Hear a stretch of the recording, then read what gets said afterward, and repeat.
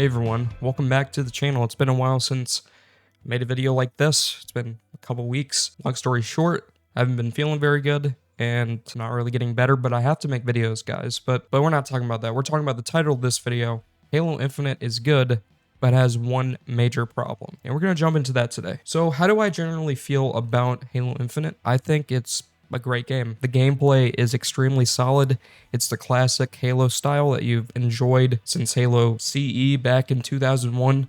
It's a homage to the classic Halo fans who've enjoyed this series throughout, its time being out. It's a homage to the people who kind of dropped off after Halo 4 and 5. It's kind of a nice little middle ground. There's modern elements like sprint, clamber, and all those features in the game, but at the same time, it feels like a classic Halo, and you don't even have to sprint because, the walk speed is only a couple percentage points less than sprinting. Sprint is really used for sliding. So honestly, it's a good compromise. But yeah, I'm genuinely a fan of the gameplay. This game's gameplay is honestly great. It's super fun to go on sprees and, messing around with stuff in the sandbox, the power weapons like the skewer and the S7 sniper, just all that stuff. It's just great. Big team battle is also extremely fun. The power seeding one, where you power the seeds and you seed the power.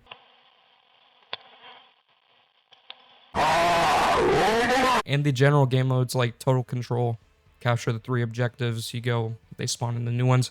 It's pretty cool, and I'm a fan of that as well. However, there is more than one issue I kind of want to bring up in this video. One, the battle pass system. This has been talked about in nauseam over the past little while through the Halo community. People have been voicing their concerns about this whole thing, and let's just say it's bad. You can play for like hours and hours on end and only get to like level 5, like after playing like 8 or 9 hours. That is absolutely atrocious. And the reason why this is currently like this is because the system is currently relying on these challenges you have to do with certain weapons or do a certain thing that's extremely obscure and it's not very accessible for some people. It kind of starts off really easy, but as time goes on, you get the harder and harder challenges. It should not work like this. How it should work is you get rewarded for how you do in the game.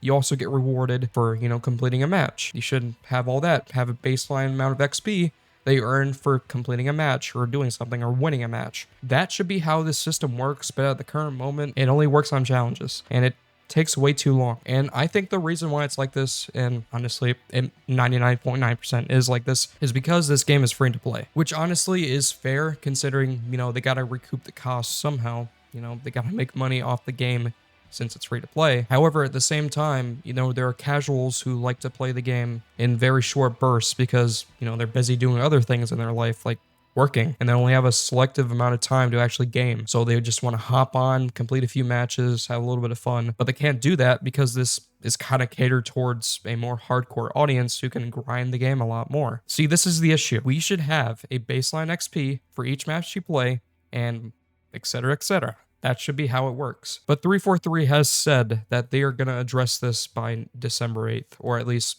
they should try to find a fix before then. If they don't, they're going to be in big trouble, and this game's longevity is going to be in trouble as well. I want this game to succeed because this is the first time we've gotten a Halo game that was genuinely like Halo, a homage to the classic games. I want to see this game succeed. I want to see 343 redeem themselves with this. But they're shooting themselves in the foot right now if they keep the things the way they are right now. And on top of that battle pass progression, there's only a handful of modes you can actually play in this mode. You don't have things like SWAT, you don't have Infection, you don't have Griffball, you don't have any of these other game modes that should be in this game right now. Why isn't it in the game? You can literally make it in a custom game, but at the same time, the custom games are broken. I'm glad that they put beta on this because that's what it really is at this current moment. I'm not saying that they should be, removed from criticism because technically the game launched. However, December 8th is the official launch of this game. I just really hope by December 8th we have more modes, and I hope they try to address the progression system in this game. There needs to be one, and they just need to make this game better so this game has longevity into the future. I want this game to succeed because this has been the smoothest launch out of all games released right now, and it's honestly an extremely impressive thing to me because games have been releasing relatively broken,